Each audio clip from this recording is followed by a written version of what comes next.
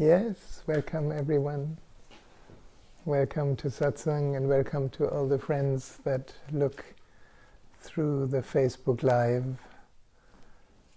I'm very happy to have these meetings in person and online. It's kind of precious. For those of you who are here for the first time, or who are looking at the Satsang Facebook Live for the first time, there is a possibility to ask questions, because my friend Steve is on his computer and he can read any question that may come up. And perhaps, we can respond to that.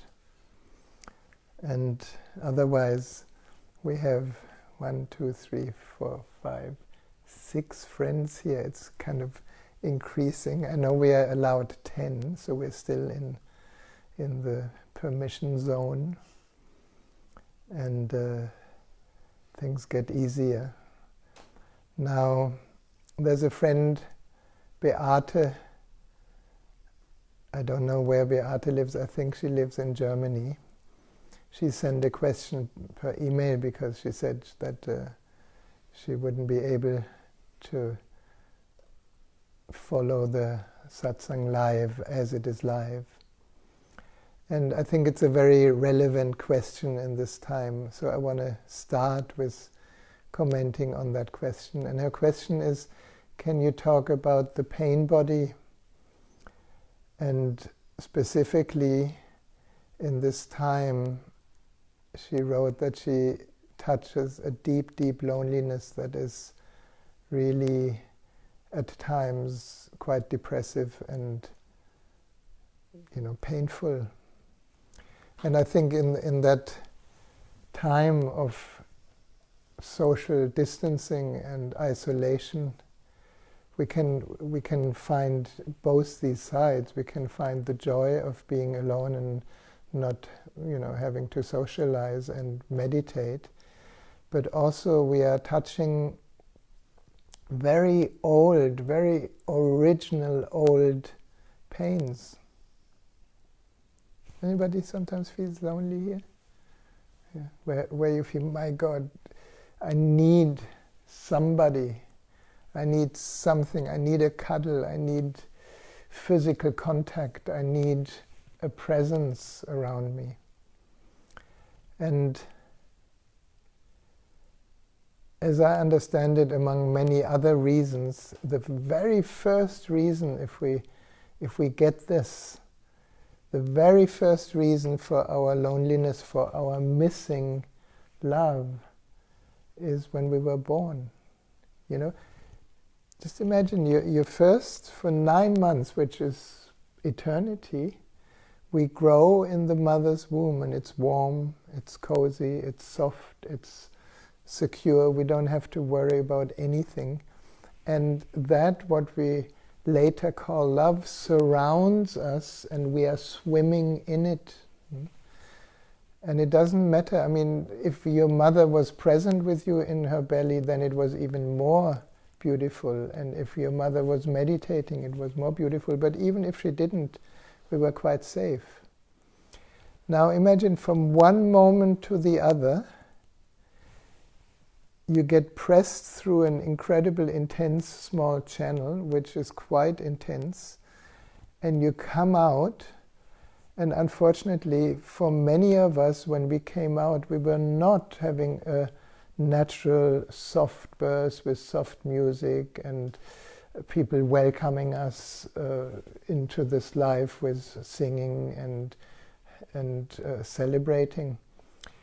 We were pulled out, and if it was in the hospital, we were pulled out quite quickly and with bright light. And the first thing we see is we have never seen light, and suddenly it's very bright. And then they hang us upside down and give us a clap on the bum, and that hurts like hell, because it stretches our spine from curled up a whole eternity to being stretched. That's why we all have lower back pain. And then maybe at the same time the vital blood flow with oxygen gets interrupted too early, the navel cord gets clipped off too early, so we have a feeling of suffocating. We cannot breathe, so we think we're going to die. And then somebody gives us this clap, so we breathe, and excuse me, I'm already suffocating. We have to kind of have these thousands of lung bubbles that were collapsed a whole lifetime suddenly get ripped open with air, and that burns, and that's our first breath. But then, can you imagine, this is where many babies look very miserable already, but then they put you away from your mother's body into some, wraps, and put you into a little bed away from the mother. So from one moment of deep togetherness, of total oneness with the mother's body and energy, suddenly we are separate. Now, we call this the birth trauma, and this separation will haunt us our whole life. And it's really the feeling that, my God, I was surrounded by love and now I'm going to die because there's no more love. Is anybody afraid not to have enough love? I think there are many. I think there's probably a few hundred that lift their hand now. So then we will look for that, what we call love, that coziness, that warmth, that physical connection everywhere. And then we come into situations when, when the attention is not there. I have a whole explanation in this when I describe my map of consciousness, where we then become outward oriented and think the source of love is outside of us, which is the biggest misunderstanding. And we run after that love our whole life, looking for the right relationship, and we don't find it. Because that which is missing cannot be filled by somebody else. This is the dilemma of every relationship. Anybody has that? You have a relationship, you think everything is totally perfect, but something is missing. It's not the right person, perhaps, and then you go searching and searching and searching. And basically what you're searching for is what appears to be lost already at your birth. And depending on the procedures that were happening, the fear of loneliness is the fear of darkness, it's the fear of being alone in the forest, it's the fear of no support from outside. That fear kind of becomes a habit. And somehow we have decided, I never want to experience my loneliness anymore. And now we are in lockdown, and millions of people are either alone in the apartment and feel terrible loneliness, or worse, they are together with this family that is unbearable. Forgive me, don't feel offended, but if you hang out with somebody 24/7, you touch what we call each other's pain bodies. We touch the covered pain that we decided never to feel anymore. And of course that accumulates. It starts with our birth, and then it starts each time we get hurt, and then it continues each time we feel rejected, and then we look for attention so that we feel somehow be part of this whole society, and then the attention gets withdrawn, or your lover leaves, and then you sing the song, I cannot live without you, which is nonsense because you have been living without the person before you met. So there is all this drama that creates residues in our feeling body. And we all know this. Somebody needs to just say one triggering sentence or word to you that touches an old covered wound. And you go on a rampage. You think you want to kill this person. You tell yourself a story of anger, of betrayal about the other person. And that creates an incredible pain in your emotional body. And then this emotional body pain creates more of the story. And then you have this cycle that's more and more begins to embody itself in your energy system. And then somebody totally innocent says something to you, and you go on that movie. You take the ride onto this horror movie that this person is a terrible person, and you hate them, and you never want to see them anymore, and anyway. And usually you project it out. And then, of course, the best people to project it out is the first people that were in your life. Your mother. Anybody has a trip with mother? And your father. And then you learn the ways of the feminine through your mother. And there's a lot of negative conditioning there, unfortunately, even if the mother was very loving. And you learn the ways of the masculine through your father. And unfortunately, hardly any of our fathers were enlightened and relaxed. So we learn different identifications, and each identification that is not your true nature creates more suffering. So how do we create an identity? My toy. When we were born, there was no mine or yours. But then as children, when we play with other children, there comes a moment of the mine and yours. And then we learn the first bad words, swear words, right and wrong. And then we're ready for a deep suffering, because we don't want to be wrong because we get rejected, and we want to be right because we get attention. So our focus is always on our surroundings. That's why most people live in incredible fear, in panic. And it comes out in different ways. It comes out that they walk somewhere in a park, and a whole panic story that has nothing to do with the reality of a beautiful morning with the sun shining puts itself in front of our inner eye as a horror story. And then we get attached to the hormones of the stress, the hormones of survival, and that creates residues also in our physical body. And that's why so many people get sick.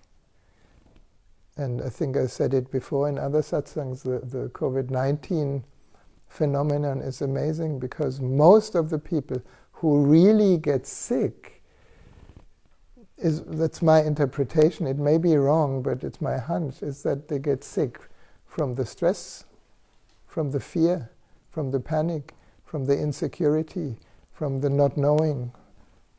Because we haven't learned from the beginning, we were not supported to see that life is unknown every moment. And life is insecure every moment, and that's the beauty. We never know what the next moment brings. As children, we were still a little bit in that. This is why children are so alive.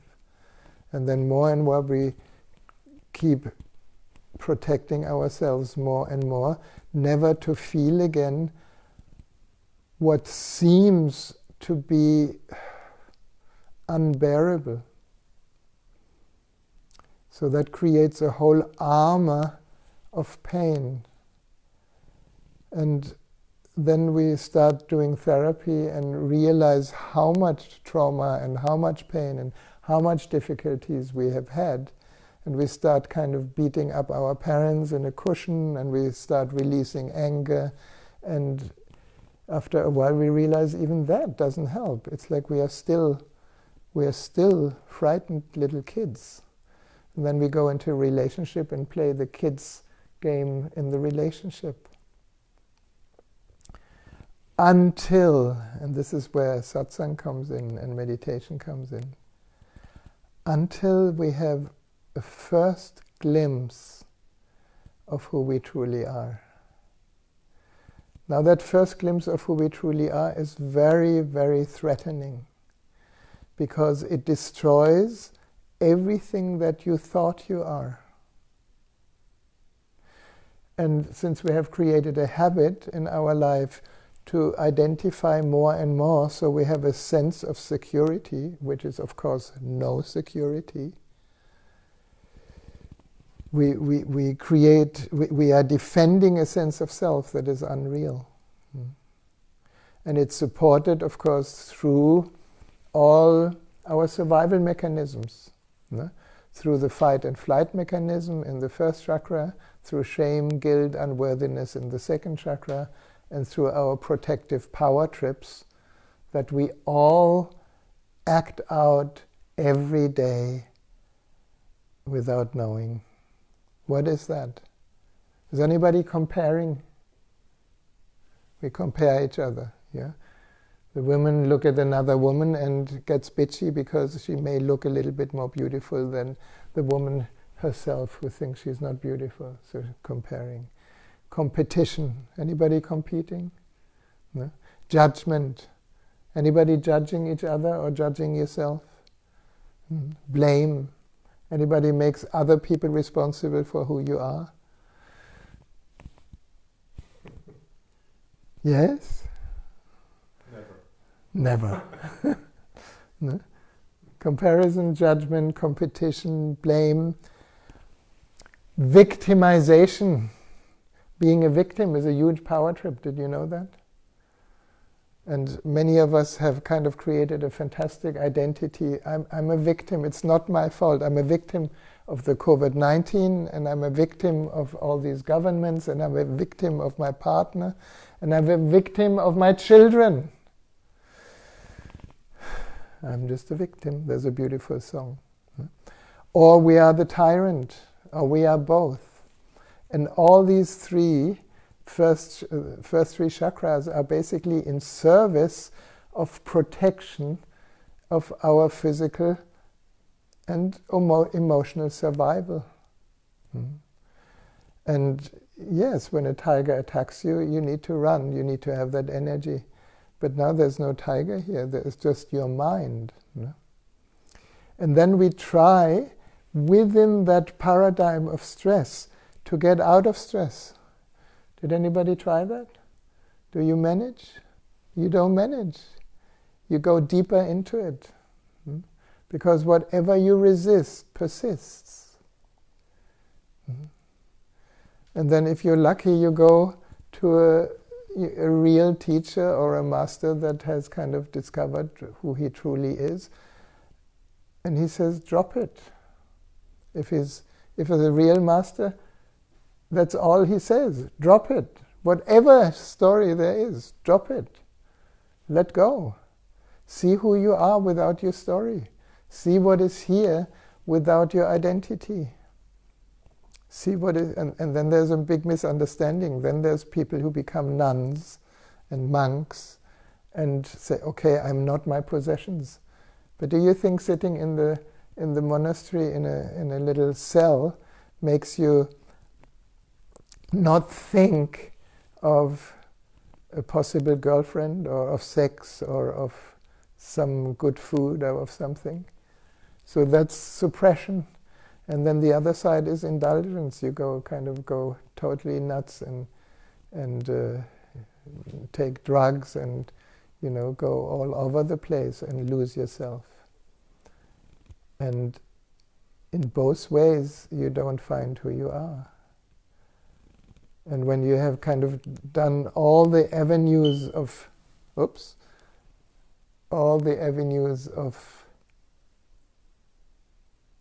that was the fire alarm. It's a battery. Oh, okay.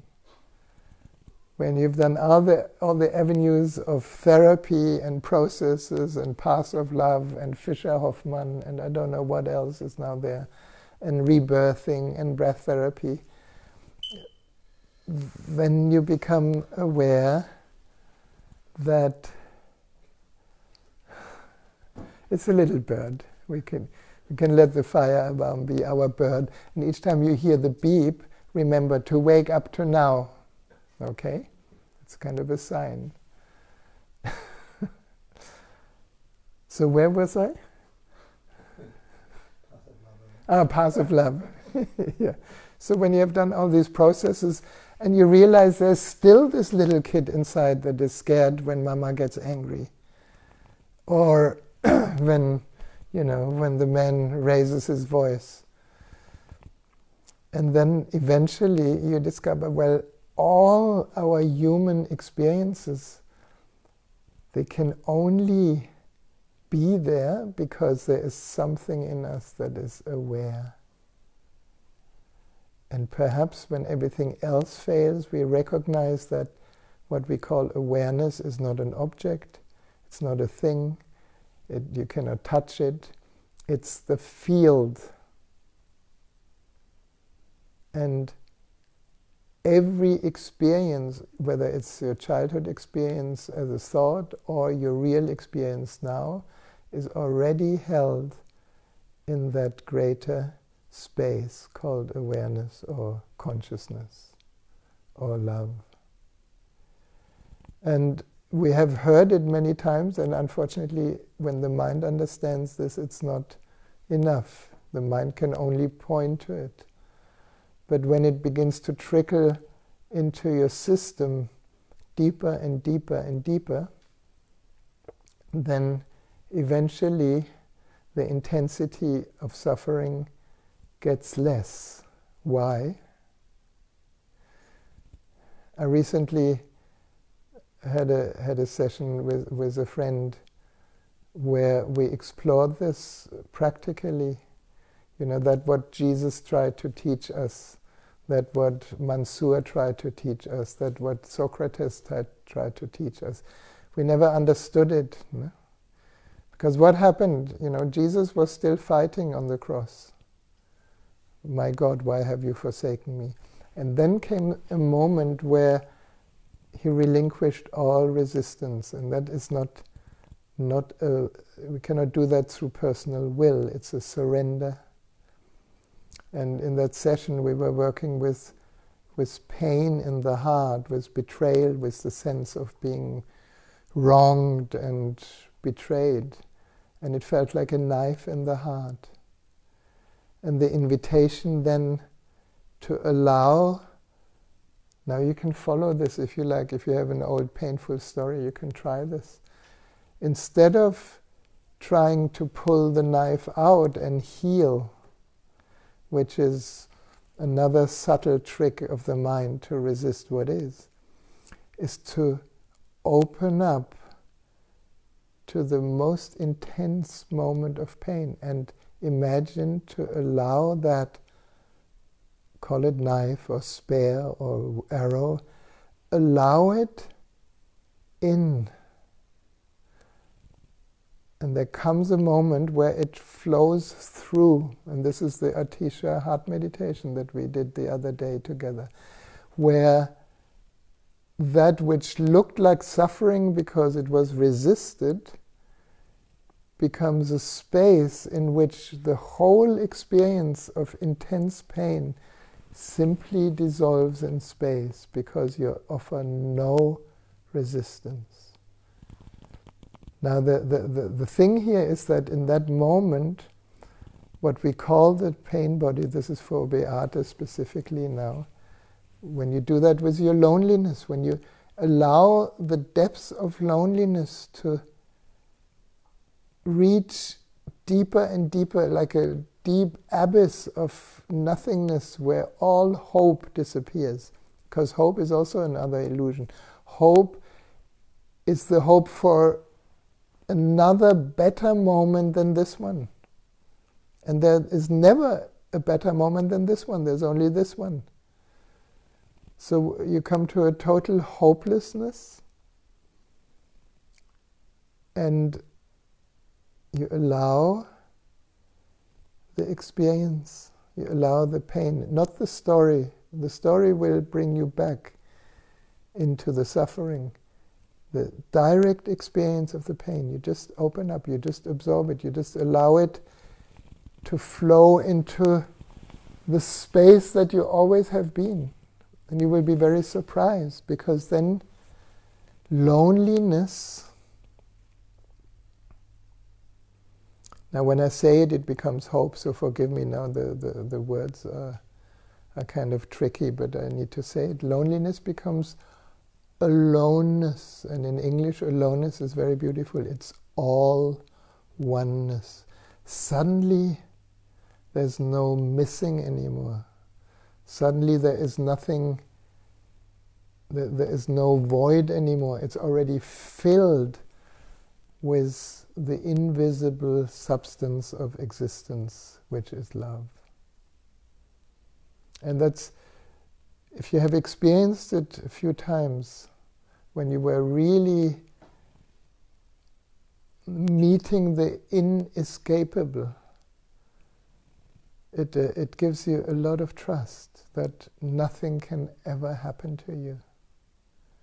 So on the surface still things hurt, because we still have a personality, and the little child is still alive, and the childhood traumas, in my own experience, maybe it's not completely the absolute enlightenment, what people call, I don't know what that is, but I could say most of my patterns are still there, they just don't have my energy.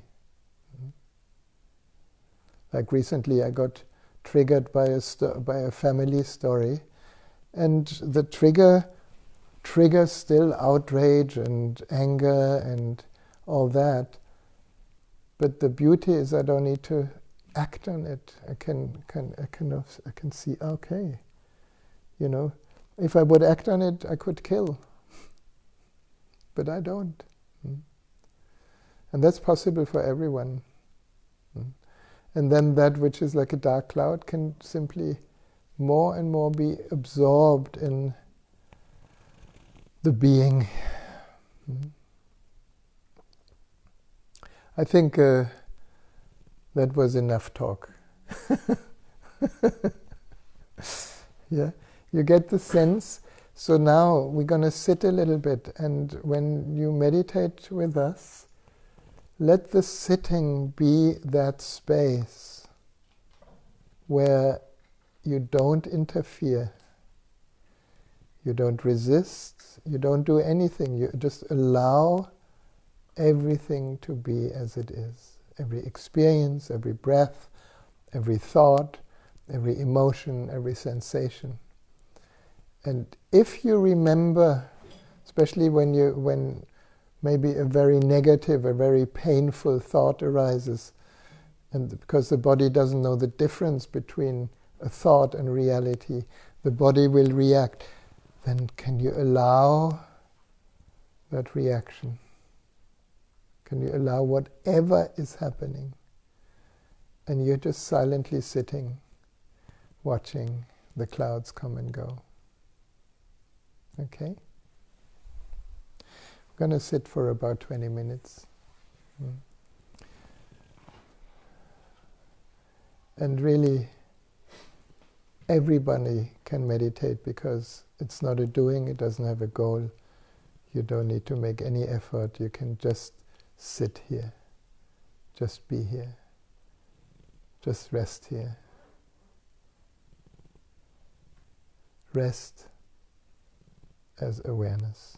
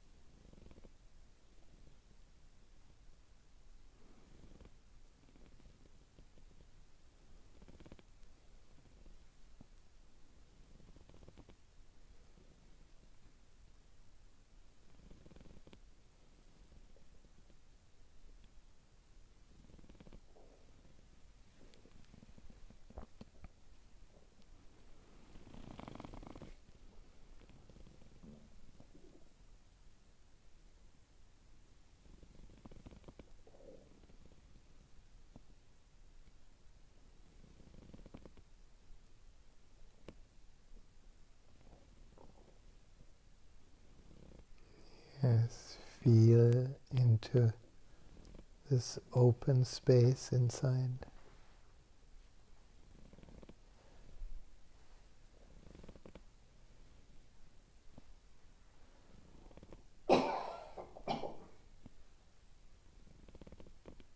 Feel into the silence behind all the sounds.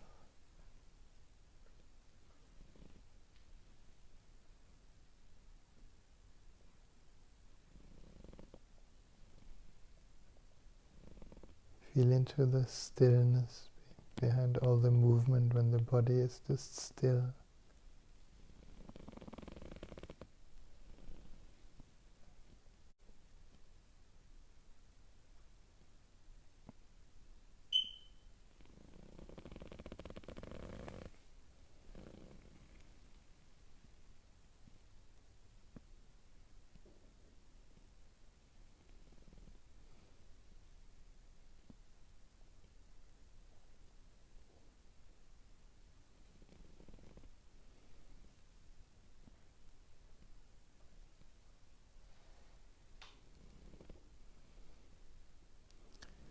That which from outside looks empty when we look in.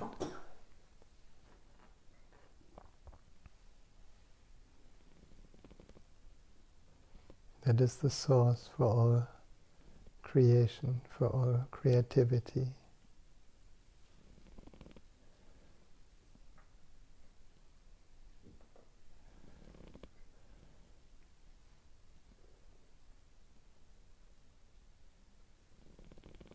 And perhaps you feel this connection with all these hundreds of people that are joining this meditation, that we are somehow deeply connected in this open field of space that holds every experience.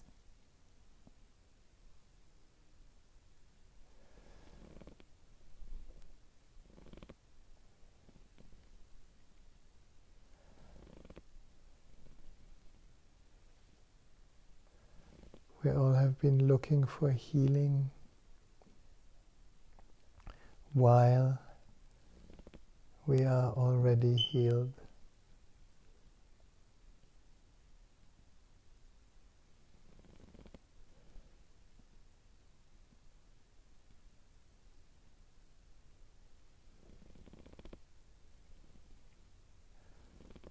Now, from the depths inside, we can take a deeper breath and just gently become aware of the body again. We're just going to surface for a while, and later we may dive even deeper into meditation. But right now, just feel that body is still here, and you can move it a little bit. And taking a deeper breath, maybe adjusting until you feel ready to open your eyes and letting yourself see for the first time.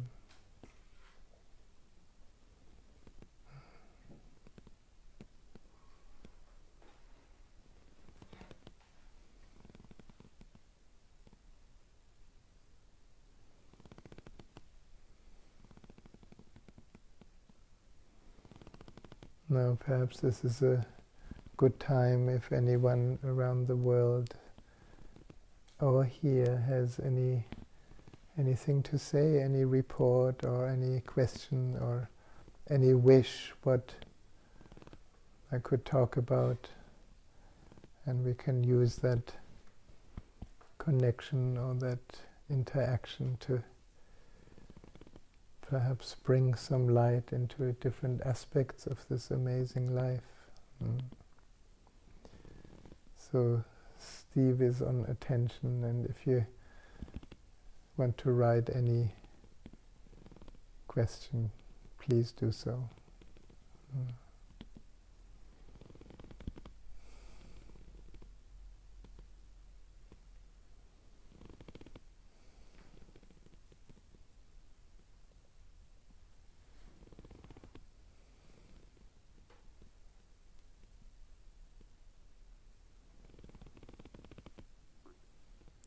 You may notice when we are sitting here together and meditating and not following the pull of any story,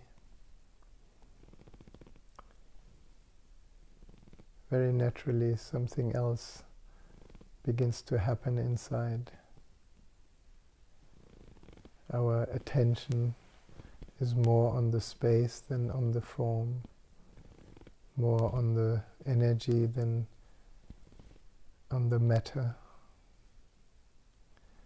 And if we understand that more clearly, then to reconnect with that infinity inside is actually reconnecting to the creative source of the universe. And from here, perhaps all our small or bigger problems really look like not so bad. They're just situations happening in consciousness. Just like the weather happening in the sky. Sky is undisturbed. Emotion story happen. Consciousness is undisturbed. There's a comment from Tomoko in Oyu. Tomoko-san, konnichiwa. She said she found her deep sadness. You found your deep sadness, and isn't that beautiful? When we don't have an opinion about sadness, when we don't have a struggle with sadness, when we don't think that it shouldn't be there, then it could be very beautiful to shed some tears, to let the heart break, to open to the depths of our not knowing. Sadness brings us much deeper even than happiness. It brings us to the very core. So, as you found deep sadness, don't fight with it, don't park there, don't do anything with it. Let it open you. And maybe there's a story to sadness. Maybe there's a heartbreak story to sadness, and that's okay. Because when the heart breaks open, what does it reveal? Space. Love. We don't know this. When lovers have a heartbreak, it hurts like hell. It's kind of the inbuilt mechanism of relationship to bring us to a depth deeper than the push and pull of the surface. She adds, she's found her deep sadness because she had a really bad fight with her husband. Yes, use it. You had a deep fight with your husband, and that is horrible. That just hurts like hell, because it's the person that is probably closest to you if you live with him. So you're not only feeling your hurt, you're feeling his hurt. And the tendency is, of course, then to project it on the other, because the other seems to be so obviously the cause, but the other is only the trigger. The other is only the situation in which something that has been unloved or unfelt within you surfaces. So let the sadness and the pain and the hurt open you. You cannot get rid of the hurt, and you cannot change your husband. He's probably hurting in his own way, very deeply. And then all the hurts that have not been lived completely are standing in line, waiting to be felt. And that's very different than you telling yourself a story about your husband and about you and how bad everything is, and missing the experience. So when you are sad now, let yourself be sad. Let your heart break open. Let it hurt. Absorb. Just open up. What else can you do? What we usually do then, when it's especially, triggered through a partner, we're going to blame the partner. We're going to punish the partner. We're going to cut off from the partner. We're going to kind of hate the partner and all that stuff, just not to look inside. And these are the greatest moments when we feel so misunderstood that all we can do is to go in. And when you go into Mokkuzan, don't park anywhere. Let the sadness, again, not be a parking place, but an opening.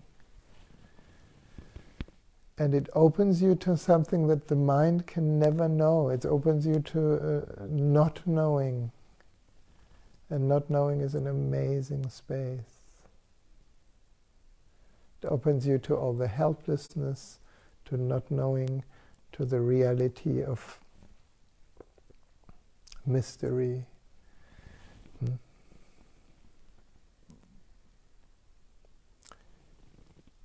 And I would suggest, especially when you have been in conflict with your husband, wait until you are whole again before you answer or you react. I don't know if that's possible. No? Give yourself some time. Give yourself some time to absorb your own hurt. And you will find if you absorb it very deeply, which what we practiced the other day in the Atisha meditation, it's like all suffering transforms. Why? Because it's not you. It's a passage to the truth of you. This is the story of all enlightened people. Jesus suffered like hell before he woke up. There was no choice. She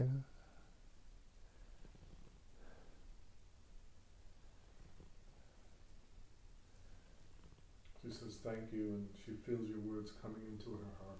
Great. That's beautiful. Thank you for receiving that. That's another gift.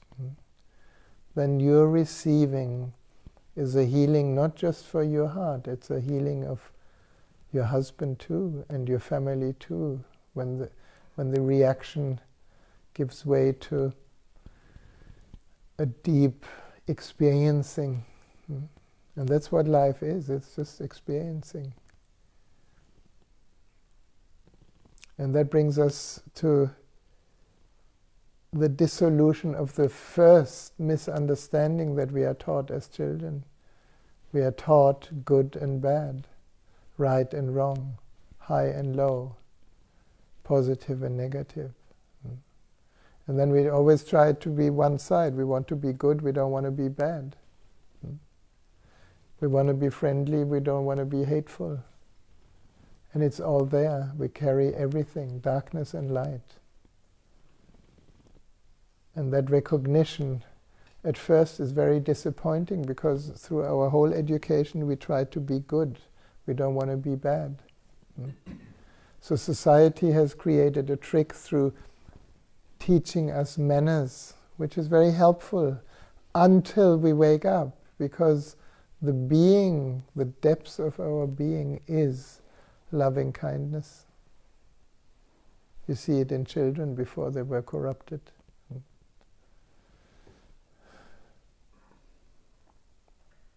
to thank you, Tomoko-san.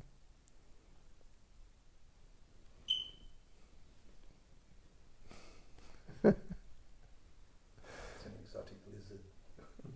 It's an exotic lizard, yeah. Yes. And you know, in this COVID-19 situation, it is in a way like an amplification of the pain body events that happen in every country every year. What are they? Where is the pain body most alive? Yeah, exactly. At Christmas, at New Year, at Easter, at Thanksgiving, and in Japan, maybe just now during the Golden Week. Why? Because it's the time where there's family reunion and we are supposed to be happy. And every unhappiness that has stored itself in our pain body can get triggered, of course, mostly through the people that are closest to us. So all the family members, in the best wishes, are going to push our buttons. My God, my mother tells me the same thing again. It freaks me out. Well, your mother won't change. But now you're exposed, you cannot escape. You're supposed to be happy, you're supposed to be celebrating. And people get very bitchy. I don't know, is that in Japan also? I think so. When you're too close to somebody, then behind the surface the pain bodies will act out. And the beautiful, gentle being that the other seems to be becomes a monster. And then these birthday is another pain body event. There's all these hopes for the right gifts. And again, Mama gives you the same socks that don't fit.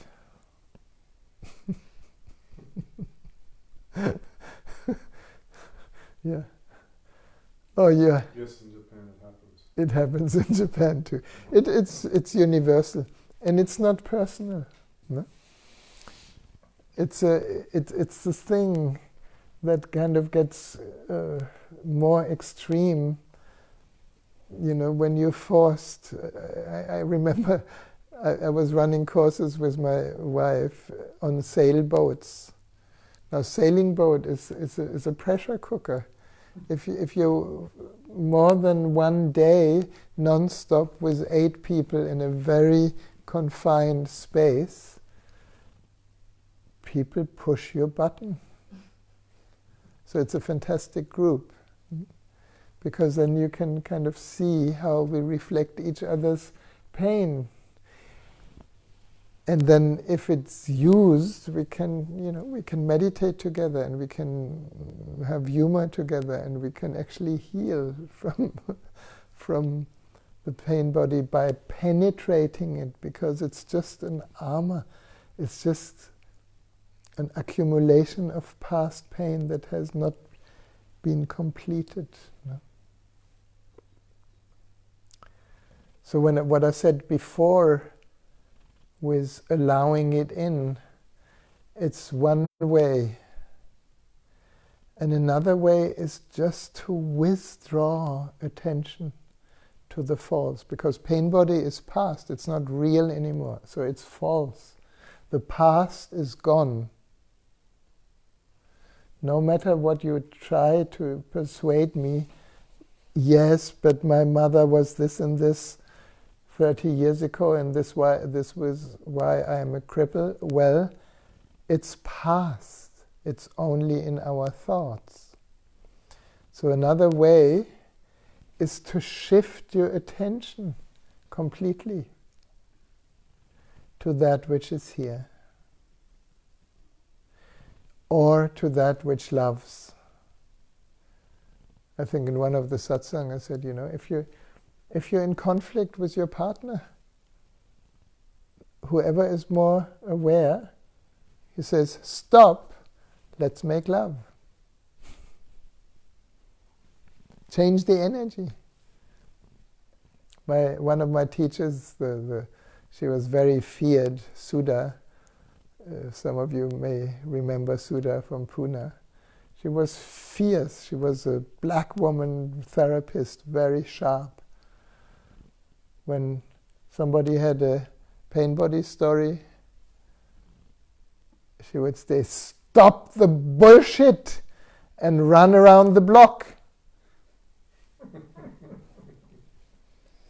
And she was after us. We had to run around the block, and of course the energy changes completely. Because you come into the body, you come into the present, you get a little bit of distance. Right? So this is more Zen master like. Yeah, I mean, in Japan, Osho, I don't know if this is true, but Osho kept telling this story, it's like the disciple goes to the master, oh master, I don't get it, I really don't understand it. And, can you help me? And the master grabs him and throws him out of the window and jumps on top of him. Have you got it? And the poor guy, of course, he's very afraid that the master will kill him. So he says, yes, okay.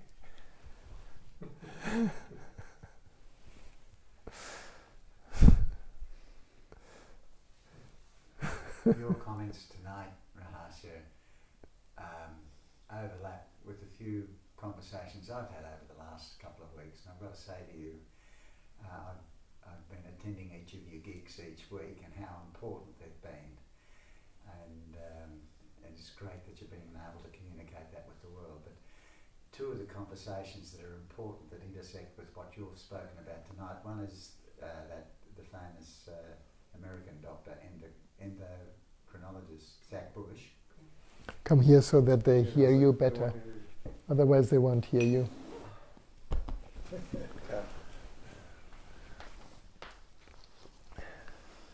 Yeah. And one of his comments was about the feeling of aloneness and what a big issue it is in the world. And in a separate conversation I had with one of my daughters, the same comment came out, quite independently from what Zach had said. And so that's the first comment I make. And the second comment I make is, every so often I go in and I have my Buddhist haircut in at Barber of the Bay. And one of the reasons why I go to James is I get a Dharma talk thrown in for the same price. And and James's comment to me, a beautiful young English guy, was, I said, James, how are you reading things? Oh, I think the big issue for me in the world at the moment is the male-female divide, disconnect. Mm-hmm.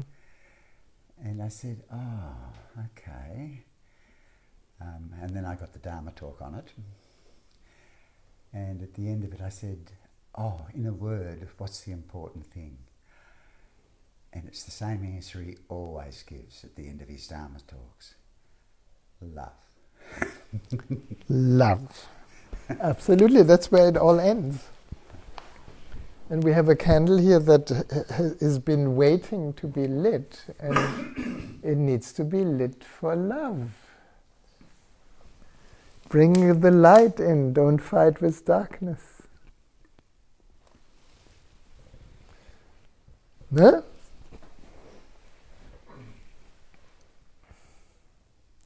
Any other questions, you guys, around the world here? Any other comments, any things, any Dharma wisdom?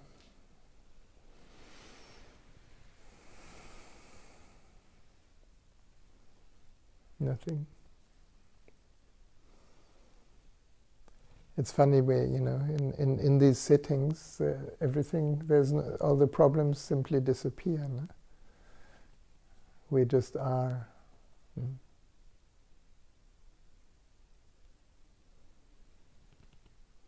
What is. That was so shocking for me when I heard Osho for the first time.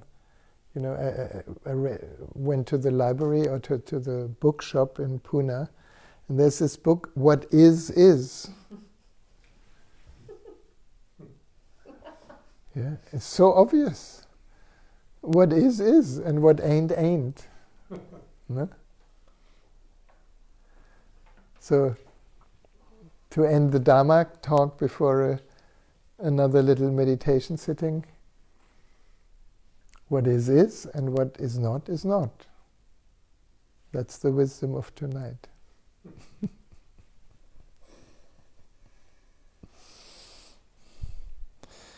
So, I thought, since we talked a lot about the pain body, that we go into the Atisha meditation one more time. Would you like that? Yeah, it's one of my favorites. It has come back from nowhere into here, because there is so much pain and suffering, and if you look at the news and at the practical situation of this COVID-19, it has created so many misery stories on so many levels. Millions of people have no job, and isolation and suicide and a lot of suffering.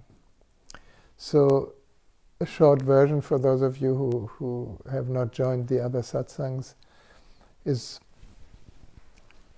and this is kind of the concept around the direct experience. The concept is our heart has a very different vibration than our first three chakras. And the heart on this level is actually the brain of the brain. So when the heart opens, we have completely different hormones that get activated.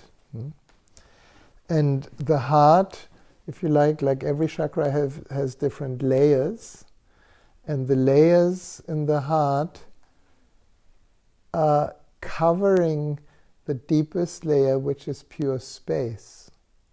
So when we have a guided meditation into the heart, we go through all these different layers of experience into emptiness. Now when we use that understanding of emptiness, then we can absorb into the heart any suffering we are aware of. Anything that got triggered in your pain body can be absorbed in the heart. And now it gets very interesting and important that you don't hold it in your energy body. This is for the empathic people. They often love to suffer with the other. No need. Let the suffering, your own and other people's, flow through the heart. And naturally it flows into the empty sky, into emptiness, into infinity. And there it dissolves like every cloud dissolves. And then the out-breath carries the blessings of peace, of healing, of silence, of love back into the areas that were occupied by suffering. And then we extend it to other people, and then we extend it to the world. It's an old Buddhist meditation. Okay? So we close our eyes again. We can take a few deep breaths. And with all the talking, we can also, just create a little space where we shift our attention from the thoughts, from the mental stories, to the heart, to the center of your chest. And we can begin with the feeling in the heart, with just being here, now sitting on this chair, couch, cushion, and becoming totally present, while you also are aware of the center of your chest, of your heart chakra. And you can allow each in-breath to expand the experience in your chest. Expand the heart. And then you can imagine in the out-breath that you're actually melting inside. Melting through the experience into a deeper place within that is not known. So each in-breath an opening, each out-breath a letting go inside. And perhaps the first layer we touch in the heart is the deep feeling layer, where maybe you are touched, or maybe there's pain from a heartbreak or from a conflict, or maybe there's a direct feeling experience in the physical body. Or maybe you're in love and the heart feels open. Or there's gratitude, which is kind of the highest vibration in the heart. Just feel your heart. Heart is kind of also the energy of compassion, of sharing, of understanding.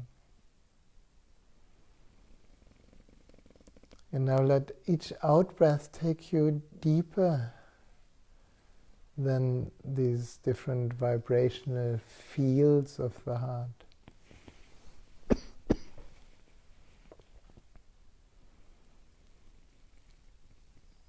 Deeper and deeper, deeper than thoughts, deeper than feelings, each out-breath deeper. Each in-breath expanding, each out-breath letting go,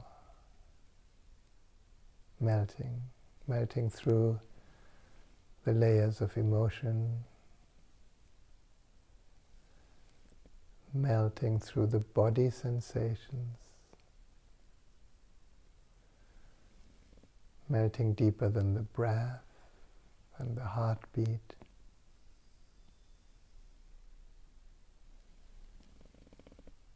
Melting deeper than all experiences.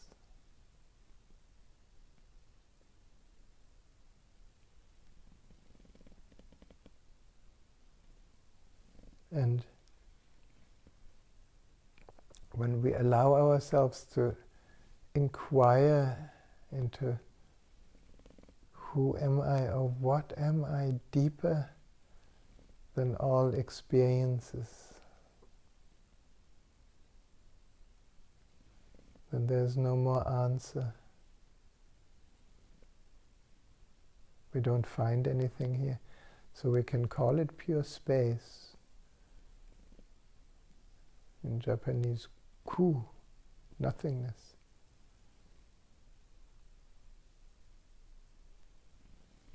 And that recognition of the inner nothingness, the inner sky, the inner space, it appears empty, and yet it is full of the formless, full of love, full of peace, full of silence, full of space. And it's so simple. Now with this recognition, we can invite into the heart any suffering we are aware of. Maybe you got hurt, or maybe you got misunderstood, or maybe you got abused, or whatever happened, or maybe you had a fight, or you got shamed and shocked. You can invite, riding on the in-breath, all this suffering to flow into your heart and flow through the heart and dissolve in the inner sky. And there's no effort here. It's a natural phenomenon, like every cloud dissolves on a sunny day and reveals what is always here, the sky. And then the out-breath can carry the blessings of peace, of love, of healing, of silence back into the body-mind.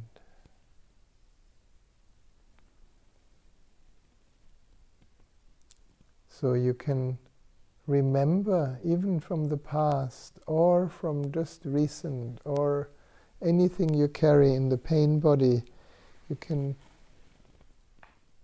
invite into your consciousness and allow it to ride on the in-breath and enter the heart. Let it flow through and dissolve in the inner sky.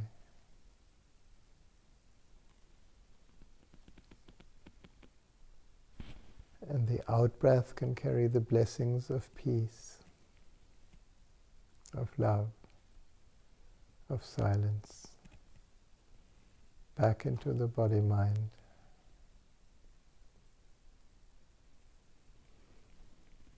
And you can do that for yourself with a few deep breaths.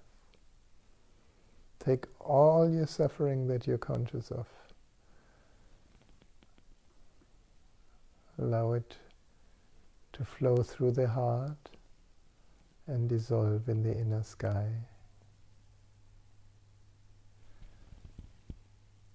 And breathing out blessings, healing, love, peace.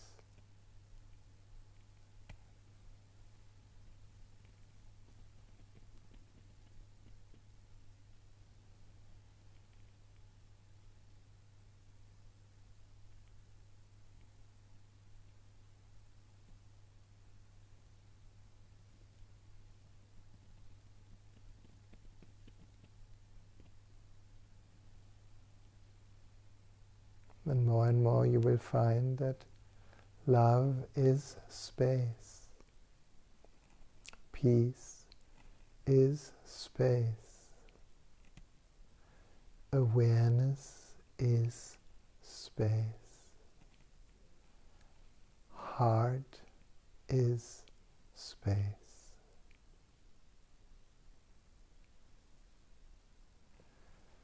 And from here, if we feel ready, we can extend the heart to friends, to family, to people close to us, maybe to your children, to your parents. There's a lot of unconscious suffering and pain body activity. And you can invite all their suffering, riding on the in-breath, flowing through the heart, dissolving in the inner sky. No need to hold it anywhere in your body or in your emotional body. Excuse me. Let it through. And the out-breath can carry the blessings of love, of peace, of silence, of healing, back to the friends and family.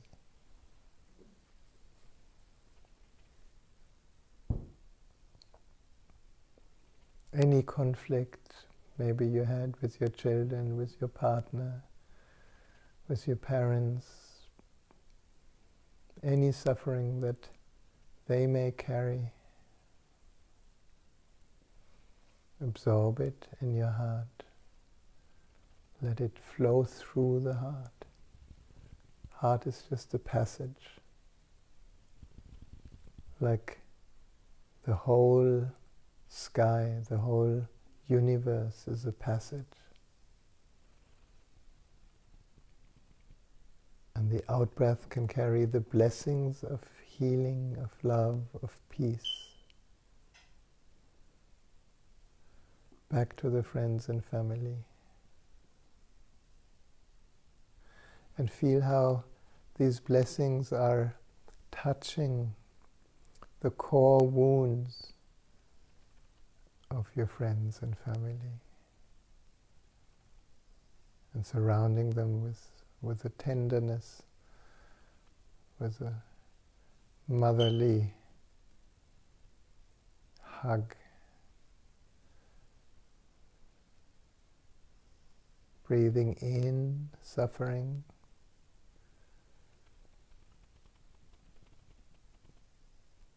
breathing out blessings.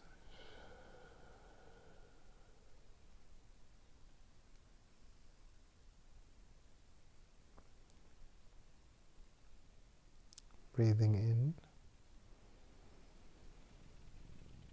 any suffering you're aware of. Breathing out blessings.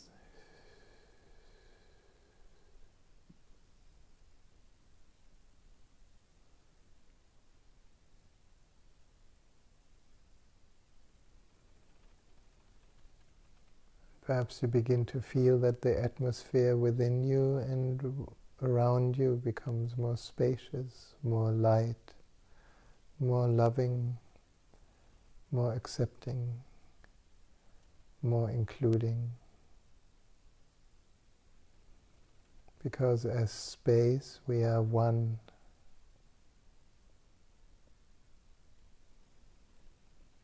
And with this understanding, if you feel ready, you can extend the heart to all beings. There is so much suffering around the world, mostly through misunderstanding and through the madness of the human mind. We can, riding on the in-breath, invite a stream of suffering of all beings flowing through your heart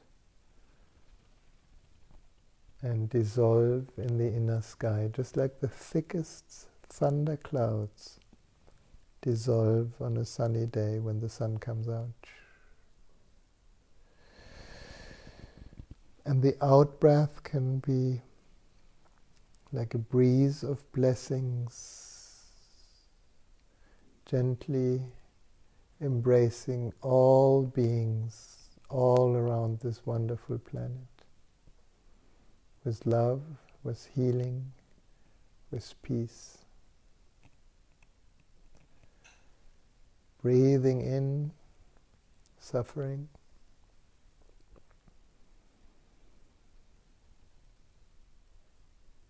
breathing out blessings.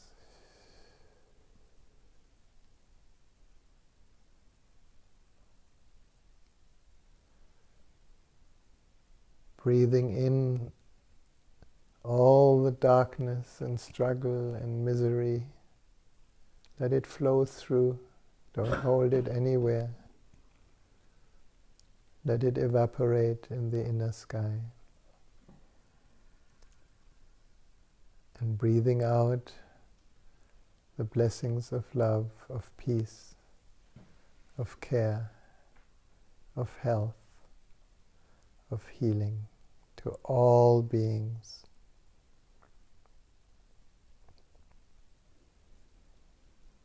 May all beings be free of suffering. May all beings be free of fear and pain. May all beings know themselves as love and peace.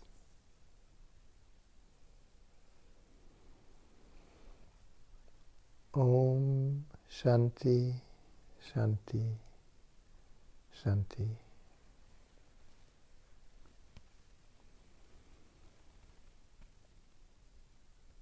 And then let yourself sit for a while as infinite space, no boundaries,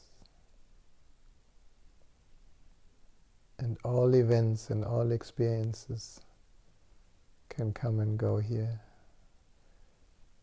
while we rest as natural peace.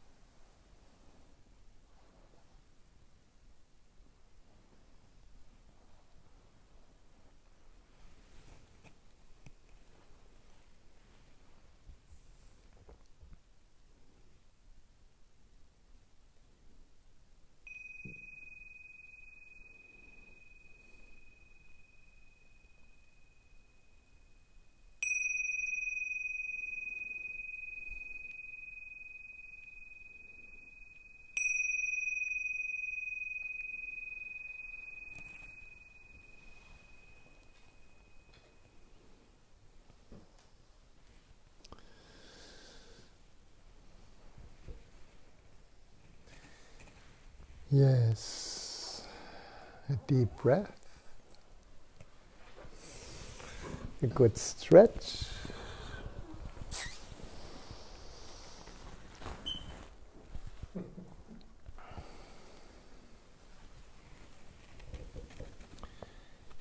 And many blessings, and thank you, thank you, thank you. Thank you for being with me here tonight.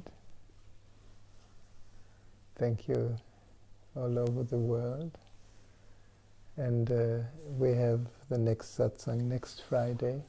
I think we're allowed 10 people now, no? So I don't want to put it out officially, but if you have a friend that you want to invite, you're very welcome. And questions are welcome. And you can also watch the video of the satsang later or send it to your friends.